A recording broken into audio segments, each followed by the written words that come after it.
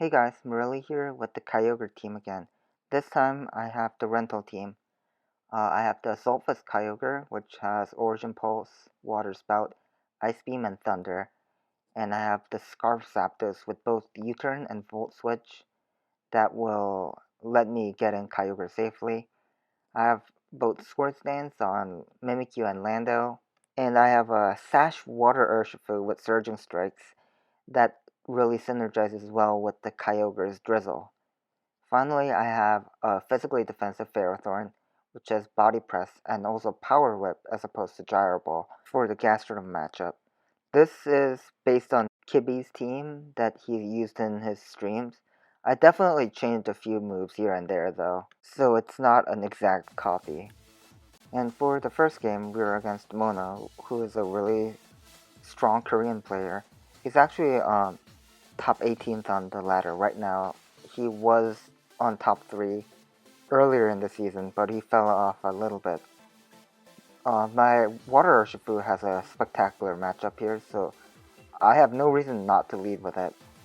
I also know that he is usually adamant on his Urshifu, so I am confident that I can win that 1v1 matchup. And Kyogre also looks pretty strong here, with the exception of not beating the Ferrothorn, and potentially losing to the Mimikyu depending on how I Dynamax it. And for that reason, I choose to bring Lando and Kyogre. Lando benefits from the Pharaoh chipping that Kyogre does, and he will check the potential Mimikyu for the Kyogre. He does lead with the Urshifu, and it's the Urshifu Dark, and I go with the Urshifu Water Urshifu. Here, I will just go for the easy close combat. There is a he probably does not switch out here because there's also a good chance that I am Scarfed, because Scarf is the #1 item on Water Urshifu, so he will just go for the close combat. And because of my defense drop due to my close combat going first, he will bring me down to my Sash as well. So we are both down to our Sashes. I do think about clicking close combat because there's also a chance that he will go to Ferrothorn. That is a bit of a risky play, but it's possible. And he goes into Kyogre, so I would have benefited from going for the close combat, definitely. But this is not the end of the world. I am going to go for the Aqua Jet, and that still does a significant chunk of damage in rain. And that means with that chip, his Water Spout is much weaker, even though it's not that big of a damage. So that means that I will just go into my AV Kyogre and soak up the Water Spout, as well as anything really can, really. So I will go into the Kyogre. There is definitely a possibility of him going for Thunder, for example, because it is the super effective move, but because Water Spout is definitely the more correct choice, and I have faith in that he won't go for Thunder here, just because it's super effective. Yeah, he goes for Water Spout, and I take nothing from that. So there's a few options in play here. He could Dynamax in order to break his Scarf Lock, or he could switch out. He goes for the Dynamax here, and I do wonder if just going for the Dynamax myself was a more correct choice. But I guess no use crying over spilt milk here. And I will still survive this Max Lightning because of my Assault Vest. But that means that if I Dynamaxed, I would have survived 2 of these, and 2 KO'd back, so that's unfortunate for me.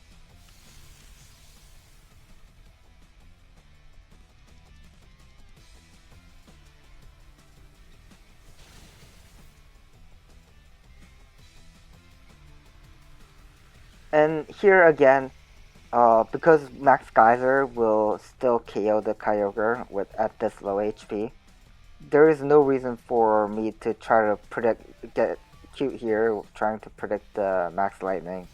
And yes, he goes for the correct play, which is the Max Geyser that takes out the Kyogre.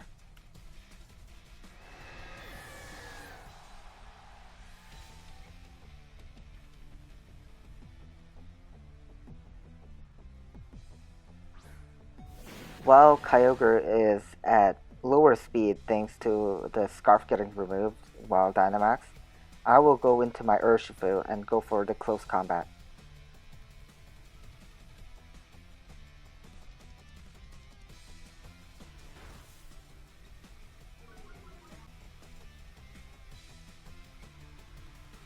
And that just KOs the Kyogre. He just stays in.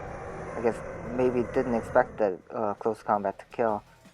And now Urshifu is in a really good position and should be able to outspeed him to the Aqua Jet. And whatever else is in the back should also take a lot of damage. I'm kind of wondering what his last is, but he just decides to forfeit. He doesn't think he has the ability to win, and he doesn't want to reveal what his last was. And for this second game, he has a really interesting Groudon team. Groudon, Charizard, all very strong Pokemon. Lando is definitely my good matchup here though. And I do want to bring Kyogre to control the weather and check the Charizard. But Lando should usually, I'm thinking Lando is going to beat the Kyogre 1v1. And I use Mimikyu at the end as something that can clean up. And he leads Groudon, and I am thinking he is either some kind of Stealth Rock set, some kind of Asalfa's offensive set, who knows. Groudon isn't very common, so I'm not exactly sure what he is going to go for here. I do go for the Swords Dance. I'm aware that there's very little the Groudon can do to immediately punish the Swords Dance, other than maybe like Overheat or something like that, but he goes for the Swords Dance of his own. And I definitely want to Dynamax here with the Max Airstream, try to win this 1v1 if possible, and I'm pretty confident here that I'm going to be winning this 1v1.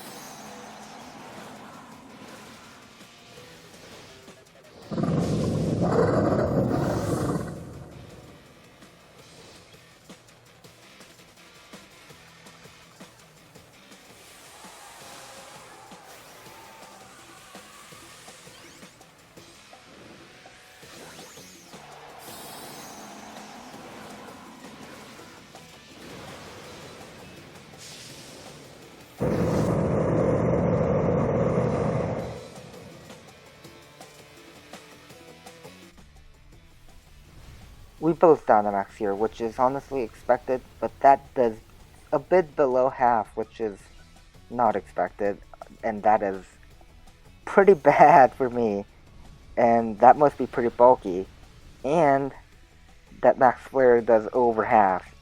That was also not very expected.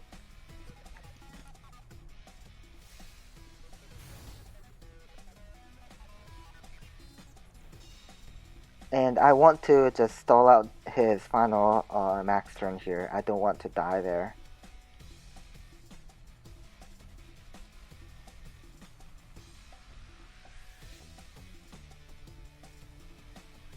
Here I'm calculating if I'm able to change the weather to Sandstorm and survive, but it doesn't seem likely. So I am just going to go for the Airstream here, hoping that I get a better roll this time, but I am not very hopeful about that, because the way he played it, it seemed like he knew that he was going to win this, and I wasn't very aware of what Groudon was capable of. So this is, I guess, one of the big advantages of using something that is less used. So he, by using Groudon, kind of lured me down into this path. I go into the Kyogre trying to revenge. Both Mimikyu and Kyogre could revenge, but I thought Kyogre was going to pose more of an offensive threat, pressure here.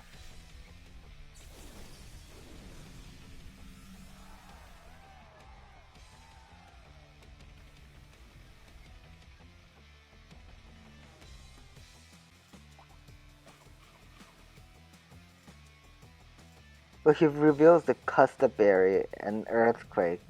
So I'm like, no, this, but it doesn't kill. So I guess he is not too offensively invested. And even with the low base power, Water Spout thankfully kills him.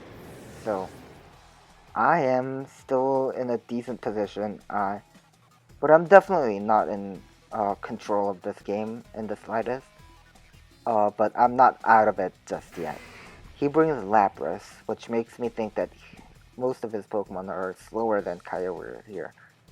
Or maybe he thought that I would be locked in to the water move.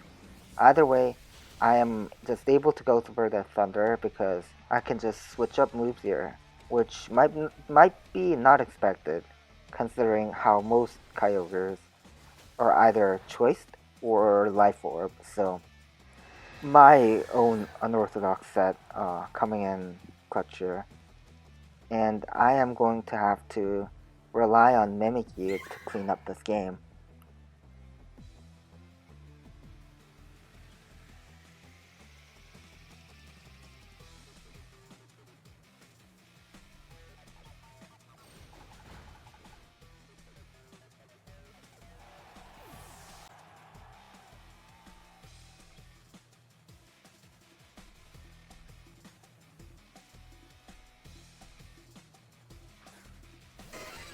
So play rough gets the Lapras, and I definitely have to Sword Stance here in order to try to break through this Zapdos.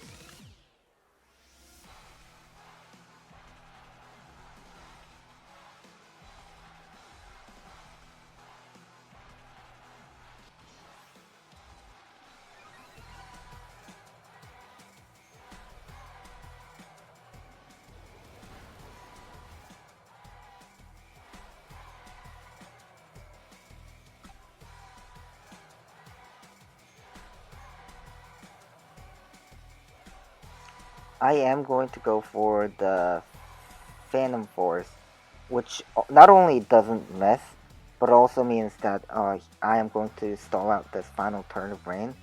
And if he wants to go for the Hurricane, then he will have to risk the miss. And if he doesn't go for the Hurricane, I don't think he's able to KO. I go for the Phantom Force, and I barely miss out on the KO. That is definitely something that he EV'd for. And I get Static Parrot. I take the Life Orb, and I go take the Hurricane. I think I die here, but I live with 5. And that is very defensive Zapdos, so he has almost no investment, so that's why it didn't kill. And I don't get paralyzed, I get this Shadow Sneak off, and I KO the Zapdos before going down to recoil.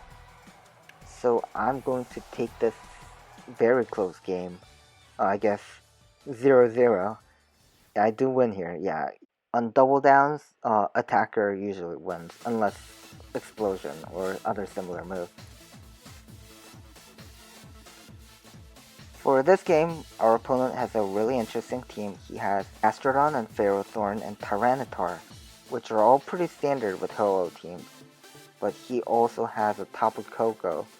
I am guessing that it's another way to check other dark types and flying types, which is cool, and he has a Lando.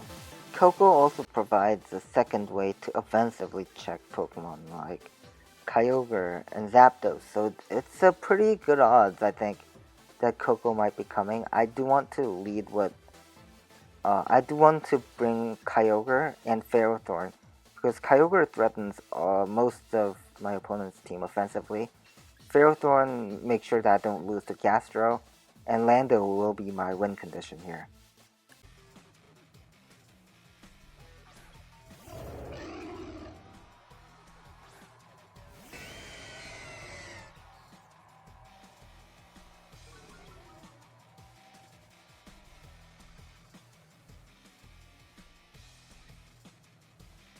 So here I want to go for the Ice Beam here. I don't want to miss Origin Pulse. I don't want to Water Spout and do no damage if he goes first for some reason. Also, this avoids getting Water Move into Gastrodon and powering up their Scalds and Word powers. And he does go for the Gastrodon here, and I am going to go for the Ice Beam, which will chip down the Gastrodon and keep it at that low HP unless he actually takes the turn to click Recover. Uh, this is a free Ferrothorn switch into for me, and he goes for the Yawn, scouting the Ferrothorn wisely, and I don't want to just let sack Ferrothorn to sleep just yet against the confirmed team with Gastrodon, so I am going to go back into the Kyogre here. Even though Kyogre cannot immediately threaten the Gastrodon, it also doesn't get immediately threatened by the Gastrodon, so I'm able to make this interim switch and go back into Ferrothorn again.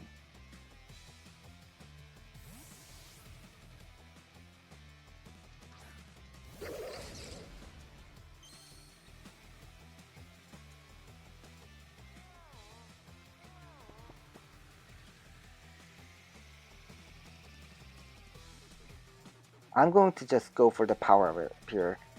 He definitely didn't respect the potential Power Whip on the first time I came in. And it's not like most Ferrothorn are carrying Power Whip, so I do go for the Power Whip, I land, and that means Gastrodon is down. And now, it's quite unclear how exactly his Kyogre check is going to be.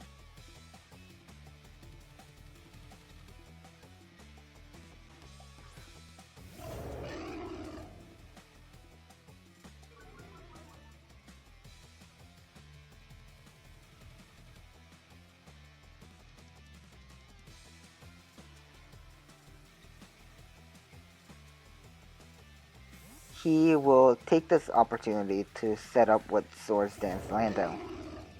And as you can see, this is how Yawn Pokemon usually operate. Even though I was able to take this KO and remove a very important Pokemon, he also gets something out of it by being able to set up.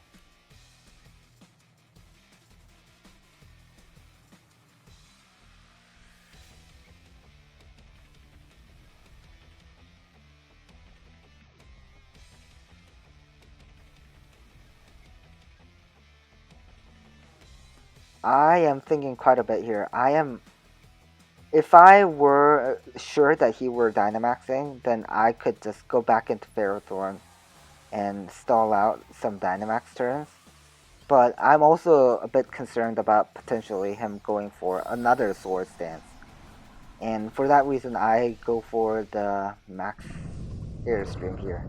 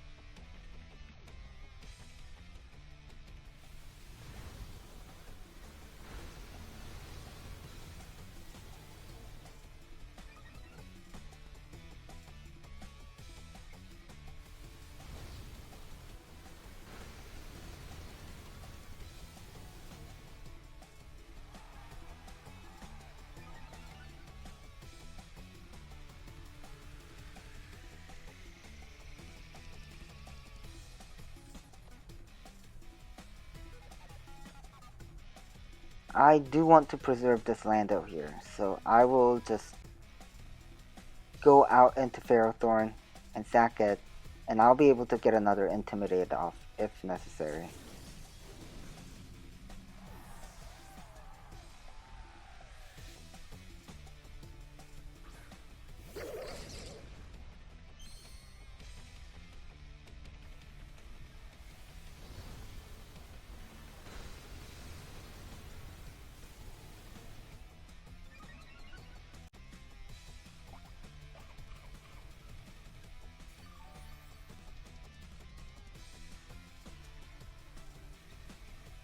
I go for the body Iron Defense here in case he tries to max guard and try to set up more Swords Dances against the Sleeping Ferrothorn. But he does not do such a thing, takes out the Ferrothorn, gets rid of the headache for both me and him, actually. And I am thinking what exactly I need to go to against this Lando. I am checking if this +1 Earthquake will KO my Kyogre. And if it doesn't KO, and I will definitely want to go into my Kyogre first.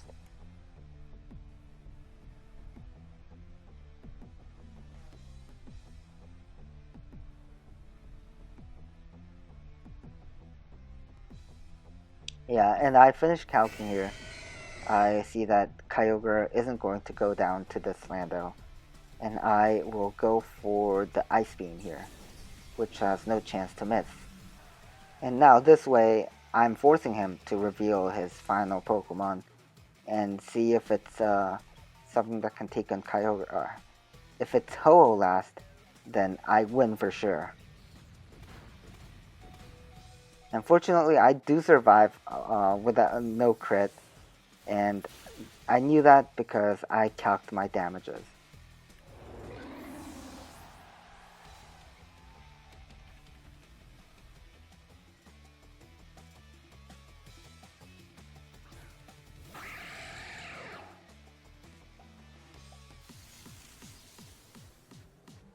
And his final Pokemon is a Koko, and I definitely can lose here depending on what his set is. Something like a Specs Dazzling Gleam on Koko would probably take me out.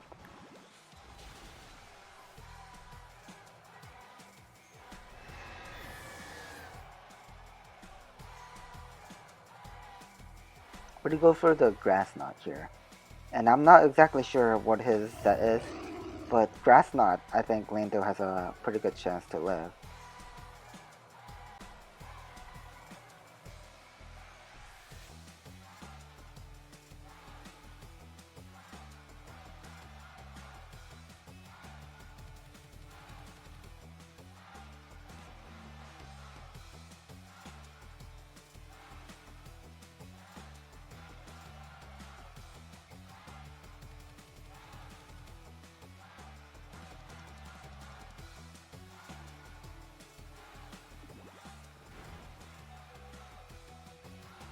And I live the hit. My Lando goes down to red, but it's still alive, and it takes out the Koko with a single Earthquake. Another really close game here. Well, thanks for watching, guys. This was a bit shorter video than usual, but I did want to have something out for this week because I've definitely been busy IRL. Hopefully, I can get some more laddering in on the final few days. Thank you, guys. Bye.